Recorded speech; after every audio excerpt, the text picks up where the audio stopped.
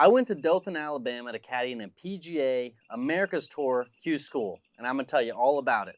So let's get started.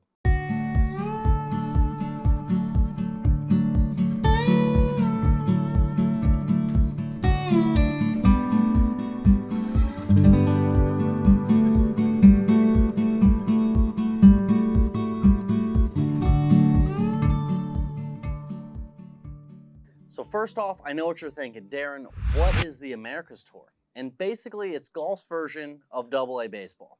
In baseball, if you want to go pro, you can get into the AA's. If you play well, they move you up to AAA, and if you play well in that, they move you up to the majors.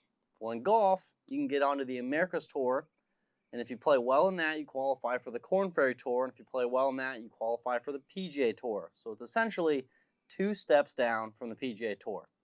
Now, Q School is how you get on these tours.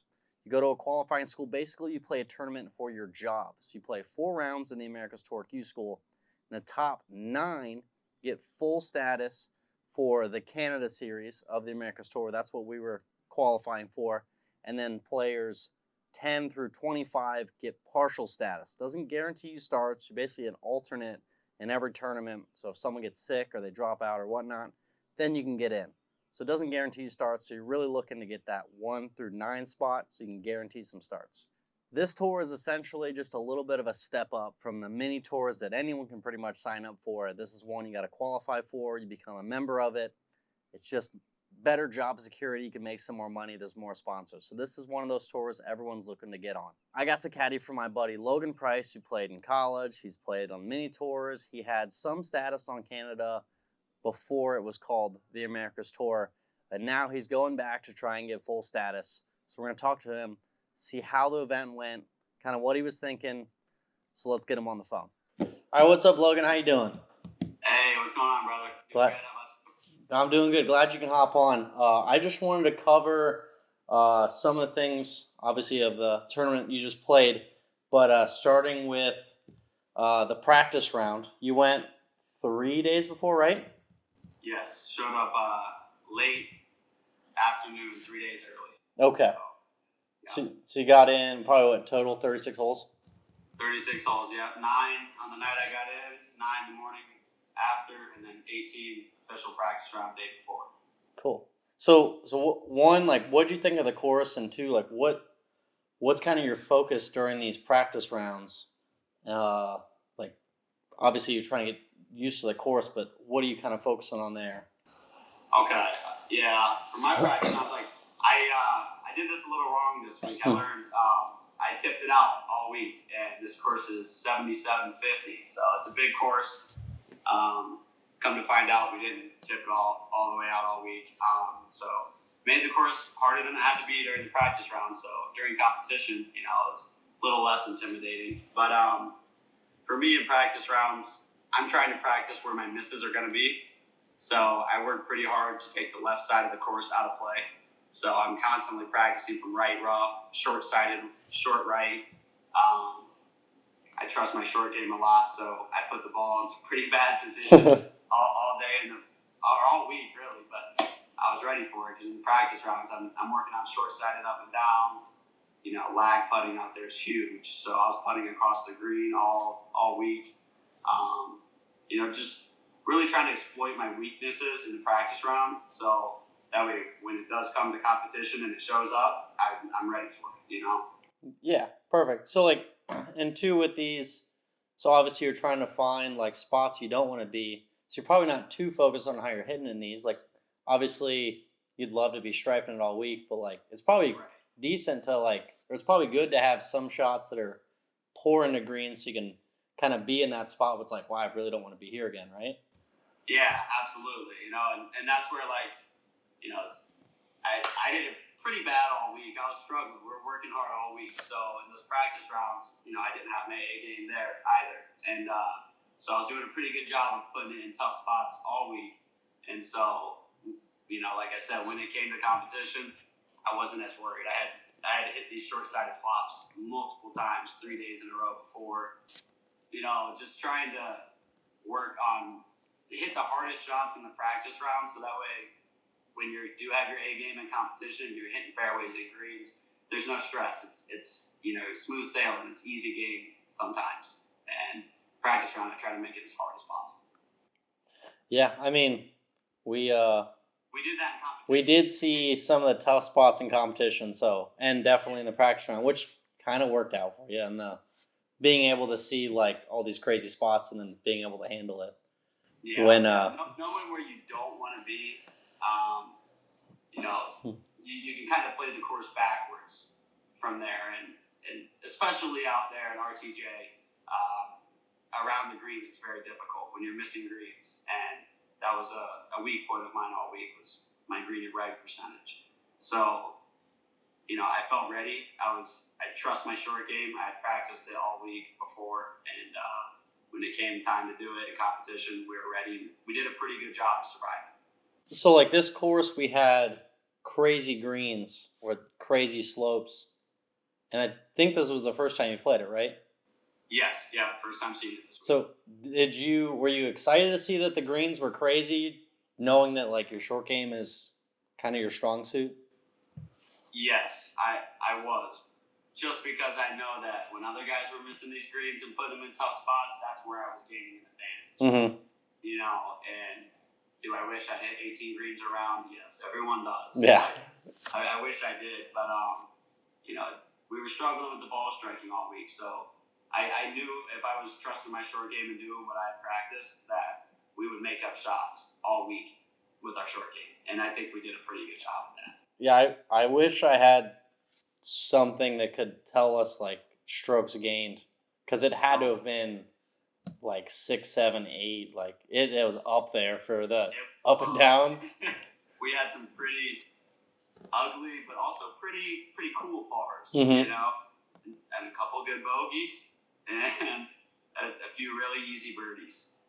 Yeah, especially down the end, we had some tap-ins, which was nice. Yeah, that was a fun finish. Yeah. I wish final round we started off with it, but it was a fun finish. So I wanted to kind of recap round by round. So first round.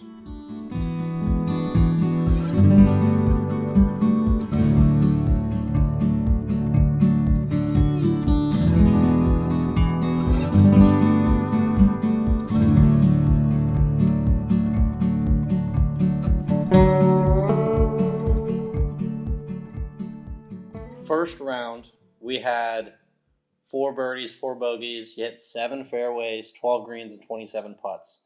Like going into the first round, like what are your thoughts going into that? Is there like any nerves that like you got to start off strong, or is it kind of comforting that there's 72 holes to play? A little bit of both. I think everyone's got a little bit of nerves that first day. You want to get off to a good start. You don't want to play catch up all week, and that's a tough course to play catch up at. Mm-hmm. Guys are playing really good. Everyone in that field is a great player and capable of great golf. So you do want to get off to a good start, and so there is a little bit of added pressure there. But knowing that you do have 72 holes, you got to stay patient. Our first round was really slow. We got off to a bad start. I don't think we made our first par until like hole 5. With like a few bogeys mixed in. Yeah, it was 3 bogeys and a birdie to start the week. Mm-hmm. And so yeah, that was nerve-wracking, intimidating to start off very slow and behind the curve a little bit. But stay patient. We knew we had 72 holes of golf, and you're playing to the end no matter what. So it depends how you look at it. There's definitely so many different ways you can kind of see that, because it's, you get off to a rough start and you're like, well, I actually have, we bogeyed the first 3 maybe, or no, you birdied 3. First 2. So you bogey the first 2, you could take it as like, oh my God, I'm 2 over par already, or like, oh my God, I have 70 holes left to make up these bogeys kind of thing. Exactly. Yeah. And I like to think of myself as a grinder. So I wasn't sweating it too bad when we started bogey. It was not ideal, but 70 holes to go after that. I knew we could fight back. It was about not panicking, and once you get like too nervous and too worried and trying to force stuff is when the bogeys keep coming. Mm-hmm. And especially at that golf course, it's easy to do. So just staying patient, getting off to a decent start. You can't win it the first day, but you can definitely lose it. So we made sure to not lose it the first round. Yeah, we managed well for not being the greatest ball striking day. Yeah, those stats are ugly. Yeah, 12 greens is not what you're looking for, really. Especially at a course like this. Some places you can miss greens and you have a lot of straightforward up and downs, but RTJ is not like that. So, we did a really good job of grinding that first round, knowing we had our C+ golf game. So, yeah, it was a marathon. Yeah, we were taking it slow to start, but we were slowly building as we kept going. Yeah, it got better throughout the week. Yeah. So that brings me to round 2.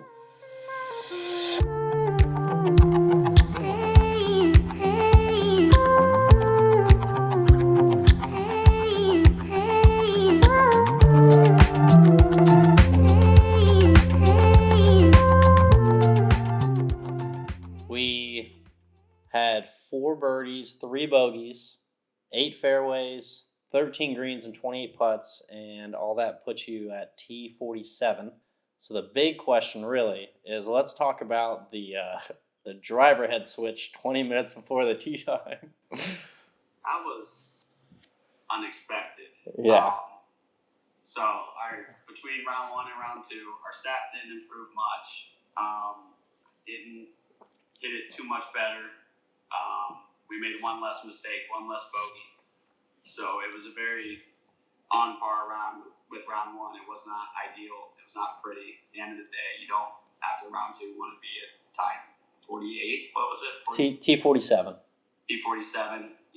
That's not the most fun spot to be in. But yeah, so after round 1, we practiced a lot. We worked on driver a lot that afternoon because we were first to tee off. So we had all afternoon practice. And I'm assuming it happened sometime there, but we found a way to flatten the face on my driver. I mean, those balls, I took a video of those balls. They were not great. Not great, and we learned our lesson, and I luckily have a big shack bag full of Pro Vs. So The rest of the week, we hit Pro Vs down that driving range. Yeah. But, so I don't have crazy speed or strength. It's something I work on, but I've not encountered flattening a driver face before. So didn't even really know that was the problem. I started questioning my swing and my move and what I was doing wrong. Mm-hmm. And, we finally tried to check the equipment, noticed something's not right. Our spin numbers are all over the place. They're cutting, hooking, high, low. They were everything. It was incredible. I couldn't have done it if I tried. Yeah. So, what was it? 20 minutes before tee time or so, I think it's pretty important as a professional golfer to travel with extra equipment, or have access to getting extra equipment. Mm-hmm. And I did. I had an extra driver head in the car, so we were prepared for it. We made the change, went out there. Like I said, we only hit one more fairway, but I had a lot more confidence with that driver, standing up over it, knowing that I could trust my swing and what I do, and I don't have to doubt the equipment in my hand. So it was a great adjustment for the rest of the week. The next 2 rounds, it helped. Yeah, definitely. I mean, I know we only hit one more fairway compared to the day before, but it definitely was they came off hotter and they were closer to the fairway. The fairways we missed were really, small misses compared to the first day. Not that we had any massive misses, but it was definitely better having that new or better driver head where it wasn't flat. Right. That was something new for me. I've not dealt with that before, but like I said, we were prepared for it. We had the equipment in the car. We're ready to go, and that's a challenge in weeks like this. You can't control everything. You have to be prepared to take things into your own hands and work with what you got. And luckily, I was prepared for almost anything. I have all kinds of junk in my car, so we made it happen. And that gave us confidence standing over the ball and the rest of the week. And I still have that driver in my bag right now. Perfect. It definitely works way better than the flat one. Yeah, that was we were hitting some interesting golf shots. Yeah. So then that brings me to round 3.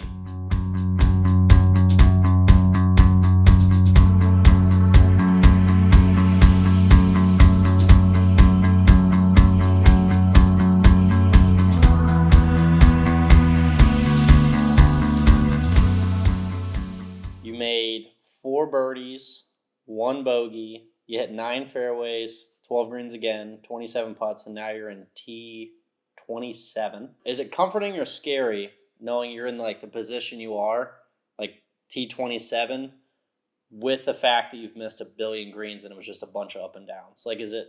How does that feel? Kind of.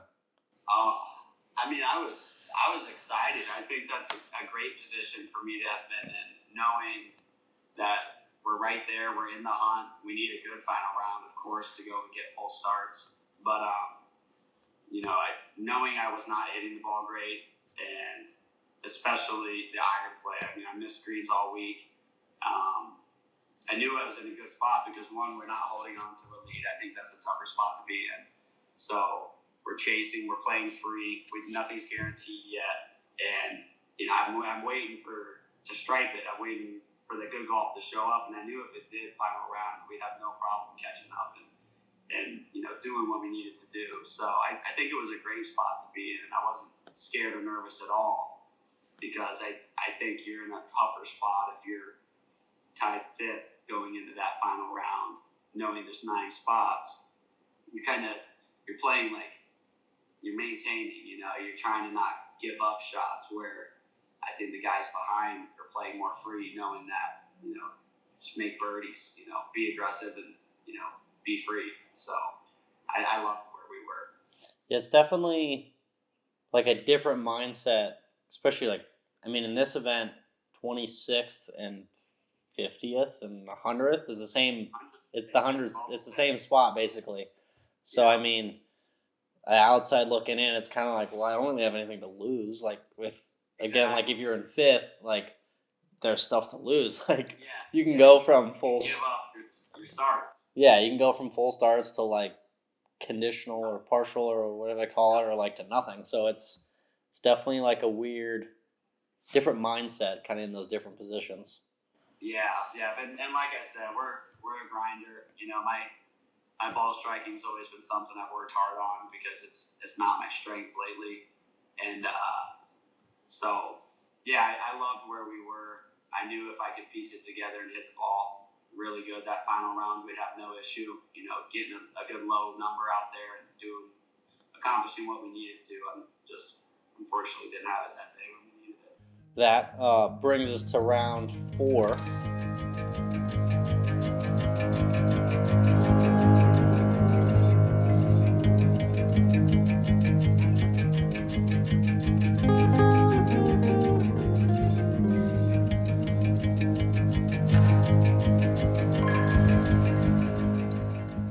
We had 3 birdies, 2 bogeys, an unfortunate triple, 7 fairways, 12 greens again, 28 putts. Going into that last round, how was the nerves? Kind of like, you took off to the course earlier than probably what you were normally planning. Like, were you nervous? Were you just excited? Like, kind of what were you feeling before that? Yeah, definitely both. And that ties in with after round 3, how do you feel where you're at? I liked the position we were in starting the day. I was nervous, and maybe even doubting myself a little bit, because we were not hitting greens, we were not hitting fairways. The ball striking was not there this week, so I was a bit nervous, because I wasn't sure if I was gonna, have the swings I needed that day to make up the ground, because we didn't have it all week.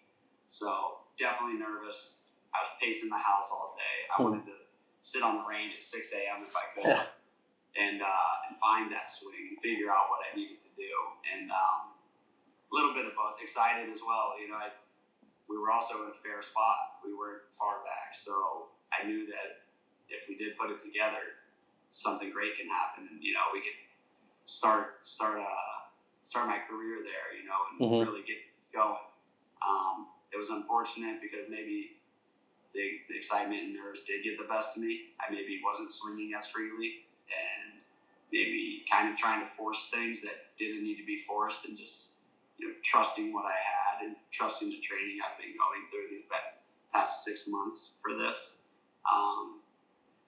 So yeah, I was not happy with the result. It was not pretty. The triple bogey on what was that, hole 6, par 3? Yeah. Yeah, that was tough. It was an easy par 3. It was 190 yards downhill, downwind, something like that, 200 yards. Yeah, it was like high 190s because we had like 190 over the bunker. Yeah, and so we pulled a 7-iron, and that's where that doubt creeps in, and the screen's surrounded by water, and I'm in the position I was 1 over going into that, already. So that's where the doubt's coming in, and you do start to try to force things, and maybe I was a bit aggressive, and I made 2 poor swings. I put 2 in the drink, and paid the price. We almost chipped it in that 5 though. Yeah, that caught a lot of the hole. That could have went in as just as easily as it rimmed out. I think I started walking it in. I kind of blacked out. Oh, there was a step or two for sure. Yeah, I was ready to go pick that 5 up and move on. But yeah. Unfortunately, it wasn't our day. We didn't have the ball striking we needed this week. Short game's ready.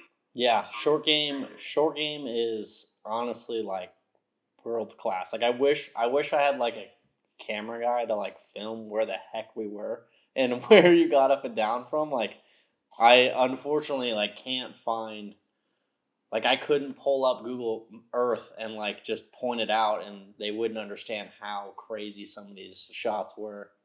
Yeah, we were doing some goofy stuff with the wedge all week, and that circles back to the practice rounds. So I made those reps. I hit those shots before because I knew that I needed to practice if I missed in these bad spots, that these difficult shots are required to make your par saves or sometimes bogey saves. So yeah, the short game saved us a lot of shots that week. Ball striking gave them all back. Yeah. So it was just a very mediocre week, but a lot of experience. A lot of things to work on and look forward to. It was a lot of fun. We had a good time, and of course we wish the results were different. Everyone who didn't get starts wishes the results were different. So that's golf. And all you can do is work on your weaknesses and be ready for the next time. Yeah. So we ended up 2 under, which was T38. Top, it was 25, right? 25 got conditional. Top 25 ties. So we ended up, I think I was 6 under, so 4 off, like 4 back. So what were your kind of overall thoughts on this tournament? Like obviously we didn't have the ball striking tournament we wanted, but I mean, there's got to be some stuff to gain on it. I mean, definitely plenty of positives, even though we kind of ended up with not the result we wanted, but definitely positives in there, right? Yeah, absolutely. I mean, I reinforced how good my short game is. I proved that to myself, to anyone who cared to pay attention and watch. Yeah. So I have all the confidence in the world with my short game, so that's a positive. Another positive is I know that I didn't have my best stuff, and we weren't that far off. 4 back from conditional, again, that's not the main goal. And that goes back to where we were talking about after a few nights, standards you want to hold yourself to.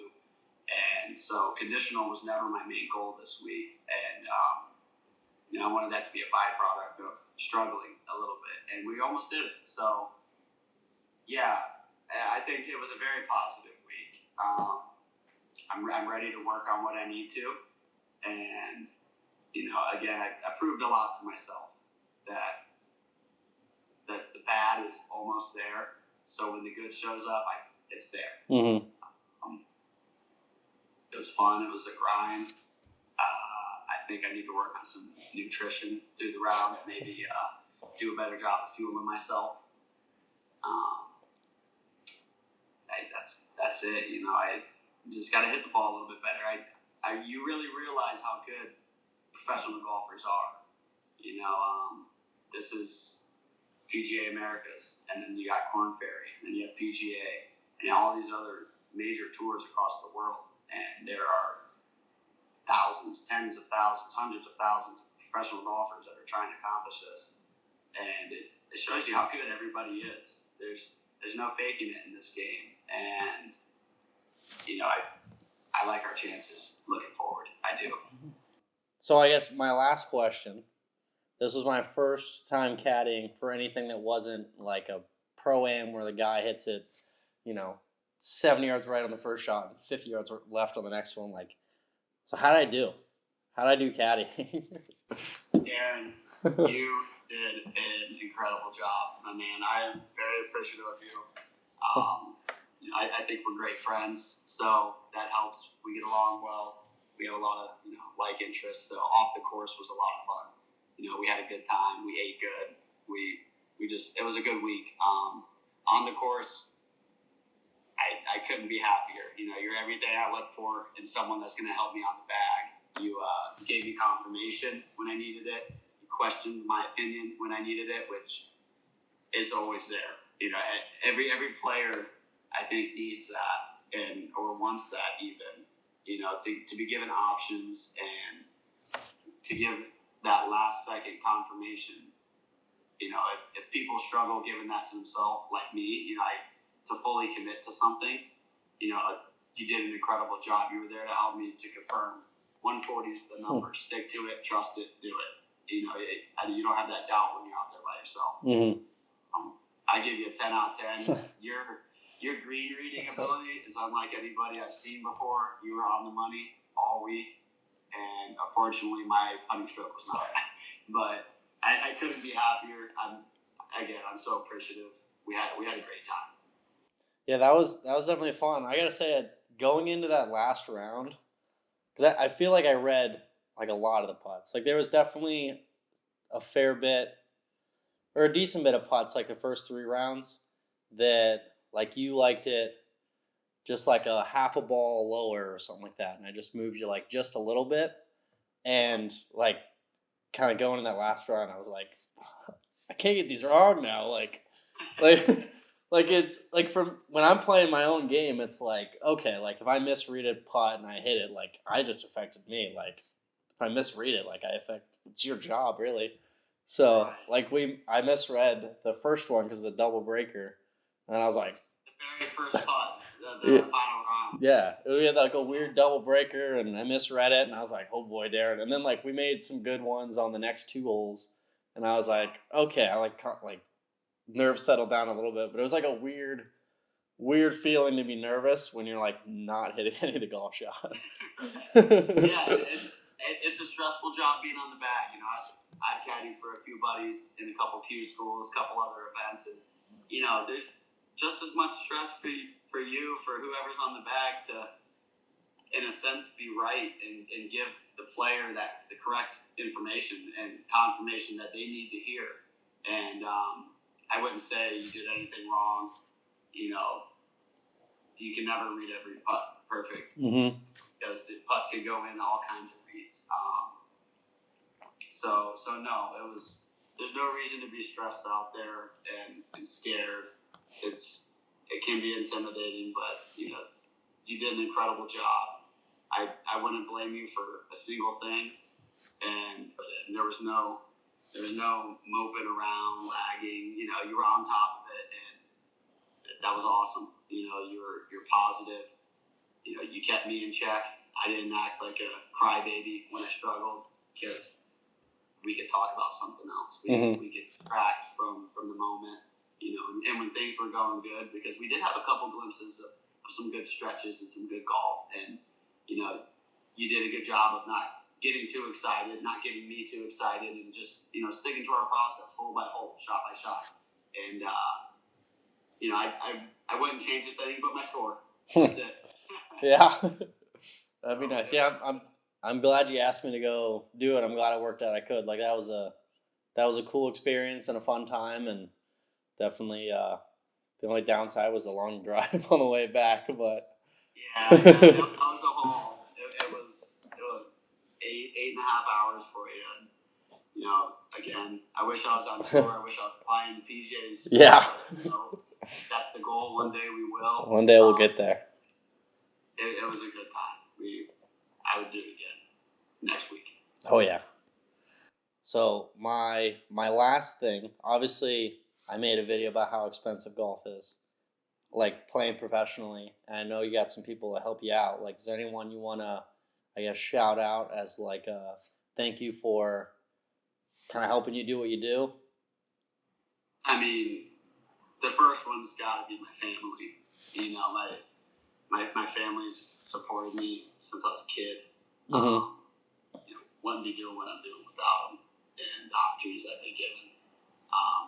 To all of my friends and coaches who work with me, we're all a team, and you know, this game takes teamwork. There's not many guys out there that are solo and talk to nobody and do this by themselves. Titleist, I appreciate the help they give me because golf is very expensive, and you know, I get some fair help from them. And you know, my home club up here in Michigan, Warwick Hills, you know, they give me a place to practice, and you know, again, it's a group effort, and I'm not the only one out there just playing golf by myself. You know, it's not a selfish thing. Mm-hmm. So, you know, everyone around me, it takes everyone to accomplish this dream. So, you know, appreciative of everything. And I try to enjoy every moment, the good and the bad. The bad sucks, but the good is good. It's enjoyable. And that's why I do it, you know, because when you do get that victory, you do get that taste of success. You know, it's not just me out there. It's everyone's collective effort that helped me get to where I hope to get to. So, yeah, it's awesome. I love what I do. Good. Yeah, that's it's definitely got to be a fun career, and I kind of do like half of it, but definitely a fun career being able to like play a lot of golf. I wanted to say, like, for you being there with me that week on the bag, you're an incredible player yourself. If nothing else, that proved to you that you're just as capable. You know, you don't have to be superhuman. You don't have to be a robot to accomplish this stuff. And, you know, all you have to do is have a little belief in yourself that you belong and that you can accomplish that. And obviously with hard work and some skill and ability, you know, anybody can do this. That's the beauty of golf. You know, nobody out there looks the same.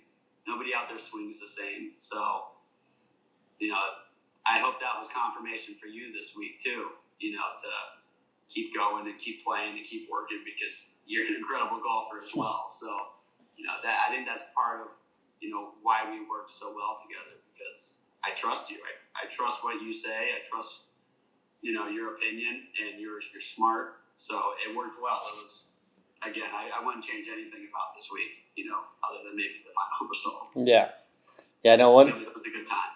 One thing I definitely got, even just from like learning from you, is there's got to be there's like something in your game that like switches on like rounds that like matter. Like I've played plenty of like the BS rounds with you. Like there's definitely something you got compared to like some of our friends or some other guys we play with, like that.